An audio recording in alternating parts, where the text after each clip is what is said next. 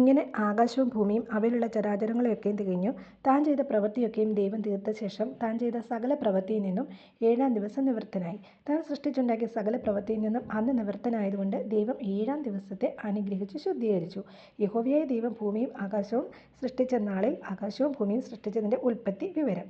വയലിലെ ചെടിയൊന്നും അതുവരെ ഭൂമിയിൽ ഉണ്ടായിരുന്നില്ല. വയലിൽ സസ്യം ഒന്നും മുളച്ചിരുന്നതുമില്ല. യഹോവയായ ദൈവം ഭൂമിയിൽ മഴ പെയ്യിച്ചിരുന്നില്ല. നിലത്ത് വേല ചെയ്യുവാൻ മനുഷ്യനും ഉണ്ടായിരുന്നില്ല. ഭൂമിയിൽ നിന്ന് മഞ്ഞ് പൊങ്ങി നിലമൊക്കെ നനച്ചു വന്നു. യഹോവയായ ദൈവം നിലത്തെ പൊടി കൊണ്ട് മനുഷ്യനെ നിർമ്മിച്ചിട്ട് അവൻ്റെ മൂക്കിൽ ജീവശ്വാസം ഊതി. മനുഷ്യൻ ജീവനുള്ള ദേഹിയായി തീർന്നു. അനന്തരം യഹോവയായ ദൈവം കിഴക്ക് ഏദനിൽ ഒരു തോട്ടം ഉണ്ടാക്കി.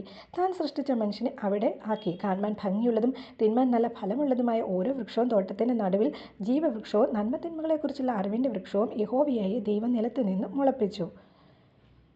തോട്ടം നനപ്പാൻ ഒരു നദി ഏദനിൽ നിന്ന് പുറപ്പെട്ടു. അത് അവിടെ നിന്ന് 4 ശാഖയായി പിരിഞ്ഞു. ഒന്നാമത്തേതിന് പീശോൻ എന്നു പേർ. അത് ഹവീല ദേശമൊക്കെയും ചുറ്റുന്നു. അവിടെ പൊന്നുണ്ട്. ആ ദേശത്തിലെ പൊന്ന് മേൽത്തരമാകുന്നു. അവിടെ ഗുൽഗുലും ഗോമേദവും ഉണ്ട്. 2-ാം നദിക്ക് ഗീഹോൻ എന്നു പേർ. അത് കൂശ് ദേശമൊക്കെയും ചുറ്റുന്നു. 3-ാം നദിക്ക് ഹിദക്കേൽ എന്നു പേർ. അത് അശൂരിന് കിഴക്കോട്ട് ഒഴുകുന്നു. 4-ാം നദി ഫ്രാത്താകുന്നു. യഹോവയായ ദൈവം മനുഷ്യനെ കൂട്ടിക്കൊണ്ടുപോയി ഏദൻ തോട്ടത്തിൽ വേല ചെയ്യുവാനും അതിനെ കാപ്പാനും അവിടെ ആക്കി.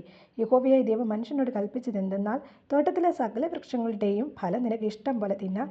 എന്നാൽ നന്മ തിന്മകളെക്കുറിച്ചുള്ള അറിവിൻ്റെ വൃക്ഷത്തിൻ ഫലം തിന്നരുത്. തിന്നുന്ന നാളിൽ നീ മരിക്കും. അനന്തരം യഹോവയായ ദൈവം, മനുഷ്യൻ ഏകനായിരിക്കുന്നത് നന്നല്ല. ഞാൻ അവന് തക്കതായൊരു തുണ ഉണ്ടാക്കി കൊടുക്കും എന്ന് അരുളിച്ചെയ്തു. യഹോവയായ ദൈവം ഭൂമിയിലെ സകല മൃഗങ്ങളെയും ആകാശത്തിലെ എല്ലാ പറവകളെയും നിലത്ത് നിന്ന് നിർമ്മിച്ചിട്ട് മനുഷ്യൻ അവയ്ക്ക് എന്ത് പേരിടുമെന്ന് കാണുവാൻ അവൻ്റെ മുമ്പിൽ വരുത്തി. സകല ജീവജന്തുക്കൾക്കും മനുഷ്യൻ ഇട്ടത് അവയ്ക്ക് പേരായി. മനുഷ്യൻ എല്ലാ കന്നുകാലികൾക്കും ആകാശത്തിലെ പറവകൾക്കും എല്ലാ കാട്ടുമൃഗങ്ങൾക്കും പേരിട്ടു. എങ്കിലും മനുഷ്യന് തക്കതായ ഒരു തുണ കണ്ടുകിട്ടിയില്ല. ആകയാൽ യഹോവയായ ദൈവം മനുഷ്യനൊരു ഗാഢനിദ്ര വരുത്തി. അവൻ ഉറങ്ങിയപ്പോൾ അവൻ്റെ വാരിയെല്ലുകളിൽ ഒന്നെടുത്ത് അതിന് പകരം മാംസം പിടിപ്പിച്ചു. യഹോവയായ ദൈവം മനുഷ്യനിൽ നിന്ന് എടുത്ത വാരിയെല്ലിനെ ഒരു സ്ത്രീയാക്കി അവളെ മനുഷ്യൻ്റെ അടുക്കൽ കൊണ്ടുവന്നു. അപ്പോൾ മനുഷ്യൻ, ഇത് ഇപ്പോൾ എൻ്റെ അസ്ഥിയിൽ നിന്ന് അസ്ഥിയും എൻ്റെ മാംസത്തിൽ നിന്ന് മാംസവുമാകുന്നു. ഇവളെ നരനിൽ നിന്നെടുത്തിരിക്കാൻ ഇവൾക്ക് നാരി എന്ന് പേരാകും എന്ന് പറഞ്ഞു. അതുകൊണ്ട് പുരുഷൻ അപ്പനെയും അമ്മയും വിട്ടുപിരിഞ്ഞ് ഭാര്യയോട് പറ്റിച്ചേരും. അവർ ഏകദേഹമായി തീരും. മനുഷ്യനും ഭാര്യയും ഇരുവരും നഗ്നരായിരുന്നു. അവർക്ക് നാണം തോന്നിയില്ല താനും. അധ്യായം 3. യഹോവയായ ദൈവം ഉണ്ടാക്കിയ എല്ലാ കാട്ടുജന്തുക്കളെക്കാളും പാമ്പ് കൗശലമേറിയതായിരുന്നു. അത് സ്ത്രീയോട്, തോട്ടത്തിലെ യാതൊരു വൃക്ഷത്തിൻ്റെ ഫലവും നിങ്ങൾ തിന്നരുതെന്ന് ദൈവം വാസ്തവമായി കൽപ്പിച്ചിട്ടുണ്ടോ എന്ന് ചോദിച്ചു. സ്ത്രീ പാമ്പിനോട്, തോട്ടത്തിലെ വൃക്ഷങ്ങളുടെ ഫലം ഞങ്ങൾക്ക് തിന്നാം. എന്നാൽ നിങ്ങൾ മരിക്കാതിരിക്കേണ്ടതിന് തോട്ടത്തിൻ്റെ നടുവിലുള്ള വൃക്ഷത്തിൻ്റെ ഫലം തിന്നരുത്, തൊടുകയും അരുതേ എന്ന് ദൈവം കൽപ്പിച്ചിട്ടുണ്ട് എന്ന് പറഞ്ഞു. പാമ്പ് സ്ത്രീയോട്, നിങ്ങൾ മരിക്കയില്ല നിശ്ചയം. അത് തിന്നുന്ന നാളിൽ നിങ്ങളുടെ കണ്ണ് തുറക്കുകയും നിങ്ങൾ നന്മ തിന്മകളെ അറിയുന്നവരായി ദൈവത്തെ പോലെ ആകുകയും ചെയ്യും എന്ന് ദൈവം അറിയുന്നു എന്ന് പറഞ്ഞു. ആ വൃക്ഷഫലം തിന്മാൻ നല്ലതും കാണുവാൻ ഭംഗിയുള്ളതും ജ്ഞാനം പ്രാപിപ്പാൻ കാമ്യം എന്ന് സ്ത്രീ കണ്ട് ഫലം പറിച്ചു തിന്ന് ഭർത്താവിനും കൊടുത്തു. അവനും തിന്നു. ഉടനെ ഇരുവരുടെയും കണ്ണ് തുറന്നു. തങ്ങൾ നഗ്നരെന്ന് അറിഞ്ഞു. അത്തിയില കൂട്ടിത്തുന്നി തങ്ങൾക്ക് അരയാട ഉണ്ടാക്കി. വെയിലാറിയപ്പോൾ യഹോവയായ ദൈവം തോട്ടത്തിൽ നടക്കുന്ന ഒച്ച അവർ കേട്ടു. മനുഷ്യനും ഭാര്യയും യഹോവയായ ദൈവം തങ്ങളെ കാണാതിരിപ്പാൻ തോട്ടത്തിലെ വൃക്ഷങ്ങളുടെ ഇടയിൽ ഒളിച്ചു. യഹോവയായ ദൈവം മനുഷ്യനെ വിളിച്ചു. നീ എവിടെ എന്ന് ചോദിച്ചു.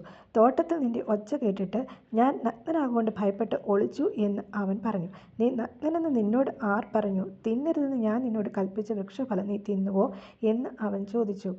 അതിന് മനുഷ്യൻ, എന്നോട് കൂടെ ഇരിപ്പാൻ നീ തന്നിട്ടുള്ള സ്ത്രീ വൃക്ഷഫലം തന്നു, ഞാൻ തിന്നുകയും ചെയ്തു എന്ന് പറഞ്ഞു. യഹോവയായ ദൈവം സ്ത്രീയോട്, നീ ഈ ചെയ്തത് എന്ത് എന്ന് ചോദിച്ചതിന്, പാമ്പ് എന്നെ വഞ്ചിച്ചു, ഞാൻ തിന്നുപോയി എന്ന് സ്ത്രീ പറഞ്ഞു.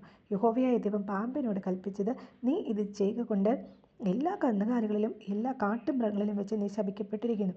നീ ഉരസുകൊണ്ട് ഗമിച്ച് നിന്റെ ആയുഷ്കാലമൊക്കെയും പൊടി തിന്നും. ഞാൻ നിനക്കും സ്ത്രീക്കും നിന്റെ സന്തതിക്കും അവളുടെ സന്തതിക്കും തമ്മിൽ ശത്രുത്വം ഉണ്ടാക്കും. അവൻ നിന്റെ തല തകർക്കും, നീ അവൻ്റെ കുതികാൽ തകർക്കും. സ്ത്രീയോട് കൽപ്പിച്ചത്, ഞാൻ നിനക്ക് കഷ്ടവും ഗർഭധാരണവും ഏറ്റവും വർദ്ധിപ്പിക്കും. നീ വേദനയോടെ മക്കളെ പ്രസവിക്കും. നിന്റെ ആഗ്രഹം നിന്റെ ഭർത്താവിനോടാകും, അവൻ നിന്നെ ഭരിക്കും. മനുഷ്യനോട് കൽപ്പിച്ചതോ, നീ നിന്റെ ഭാര്യയുടെ വാക്ക് അനുസരിക്കുകയും തിന്നരുതെന്ന് ഞാൻ കൽപ്പിച്ച വൃക്ഷഫലം തിന്നുകയും ചെയ്തതുകൊണ്ട് നിന്റെ നിമിത്തം ഭൂമി ശപിക്കപ്പെട്ടിരിക്കുന്നു. നിന്റെ ആയുഷ്കാലമൊക്കെ നീ കഷ്ടതയോടെ അതിൽ നിന്ന് അഹോവൃത്തി കഴിക്കും. മുള്ളും പറക്കാരെ നിനക്ക് അതിൽ നിന്ന് മുളയ്ക്കും. വയലിലെ സസ്യം നിനക്ക് ആഹാരമാകും, നിലത്തുനിന്ന് നിന്നെ എടുത്തിരിക്കുന്നു.